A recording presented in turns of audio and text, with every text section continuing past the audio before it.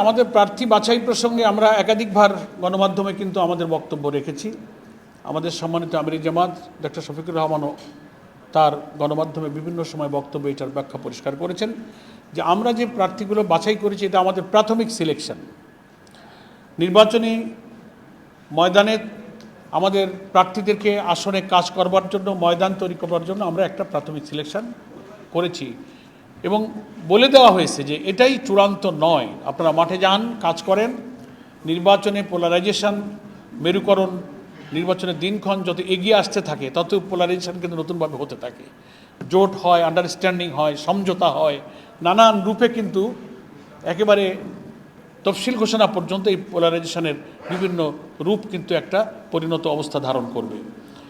তো আমরা যে সমস্ত নির্বাচনে যে সমস্ত দলের সাথে সমঝোতায় যেতে রাজি হয়ে যাব, তখন খুব ন্যাচারালি তাদের জন্য আমাদের অনেক আসন ছাড়তে হবে। তো যে আসনগুলো আমরা ছাড়বো, এই 300 আসন থেকেই তো সেগুলো আমাদের ছেড়ে দিতে হবে। ফলে আমরা প্রার্থীদেরকে বলেছি, আপনারা মাঠে কাজ করুন, মাঠ আমরা তৈরি করব।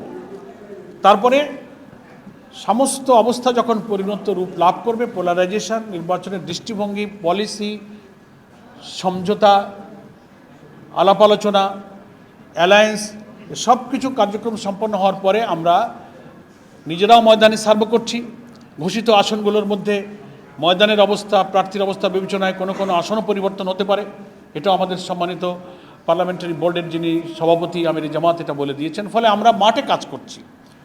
শেষ মুহূর্তে এসে চূড়ান্তভাবে কেন্দ্রীয়ভাবে একটা অফিসিয়াল ডিক্লারেশন হবে, সেটি হবে আমাদের চূড়ান্ত তালিকা। এখন যেটা হয়েছে এটা একটা প্রাথমিক সিলেকশন। তার আগে এই আন্দোলনে আরও একটি নতুন দল যে যুক্ত হয়েছে, বাংলাদেশ খেলাফত আন্দোলন, আমাদের এই অভিন্ন কর্মসূচিতে একমত হয়েছে। খেলাফত আন্দোলন, জি জি হ্যাঁ। তো সাংবাদিক বন্ধু প্রশ্ন করেছেন যে জামাতের পক্ষ থেকে 30টি আসন বা নির্দিষ্ট সংখ্যা আসন চাওয়া হয়েছে। আপনারা আমাদের পক্ষ থেকে শক্ত বিবৃতি এবং এর প্রতিবাদ আপনারা দেখেছেন। এটা একেবারেই একটা অসত্য তথ্য, অসৎ উদ্দেশ্য প্রণোদিত।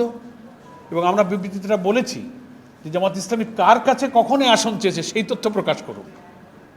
এর চেয়ে তো আর স্পেসিফিক প্রতিবাদ আর কীভাবে বলবো? এটা খুব শোভনীয় নয় একটা বড় দলের জন্য আরেকটি দলের ব্যাপারে এই ধরনের, যার কোনো ভিত্তি নেই, শুধু রাজনৈতিক উদ্দেশ্যে কোনো সিনিয়র দায়িত্বশীলদের পক্ষ থেকে এইসব কথা বলা, দেশবাসী এটা ভালোভাবে নেয়নি। না, দুর্বল না। আমাদের তো আগের দিনের সাংবাদিক সম্মেলনে ডাক্তার তাহের ভাই কিন্তু প্রশ্নের ব্যাখ্যা দিয়েছিলেন যে আমরা অভিন্ন কর্মসূচিতে যারা আন্দোলন করছি, কমনলি পিআর প্রশ্নে আমরা একমত, কিন্তু কেউ লোয়ার হাউসে, কেউ আপার হাউসে। এই জন্য পিআরটা আমাদের কমন আছে।